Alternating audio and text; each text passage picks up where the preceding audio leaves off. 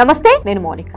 కరేడు రైతులకు నష్టపరిహారాన్ని విడుదల చేసిన ప్రభుత్వం తొలుత 7 మంది రైతులకు సంబంధించిన 12.68 ఎకరాలకు 2.65 కోట్ల చెల్లింపు చేశారు. ఇక రెండవ విడతలో 125 ఎకరాలకు గాను 81 మంది రైతులకు సంబంధించిన భూములకు 26.17 కోట్ల నష్టపరిహారం విడుదల చేసింది ప్రభుత్వం. ఇక మూడో విడతకు వచ్చేసరికి 38 మంది రైతులకు సంబంధించిన 136.62 ఎకరాలకు గాను 29.57 కోట్ల పరిహారం విడుదల చేశారు జిల్లా కలెక్టర్. ఇప్పటికే 3 విడతల్లో 186 మంది రైతులకు చెందిన 368.19 ఎకరాలకు 78.18 కోట్ల పరిహారం అయితే విడుదల చేసింది. ఇక తాజాగా 4వ విడతగా 47 మంది రైతులకు గాను 74.79 ఎకరాల భూమికి 15.79 కోట్ల పరిహారం విడుదల చేశారు. ఇప్పటి వరకు సుమారు 1265 ఎకరాల భూములకు సంబంధించిన అంగీకార పత్రాలు అందజేశారు 635 మంది రైతులు. దీంతో రైతులందరికీ నష్టపరిహారం ఏక మొత్తంలో జమ చేసేలా చర్యలు చేపట్టారు అధికారులు. ఇకపై ప్రతి వారం క్రమ పద్ధతిలో భూములు ఇచ్చేందుకు అంగీకార పత్రాలు ఇచ్చిన రైతులకు 10 రోజుల్లో వారి ఖాతాల్లో నగదు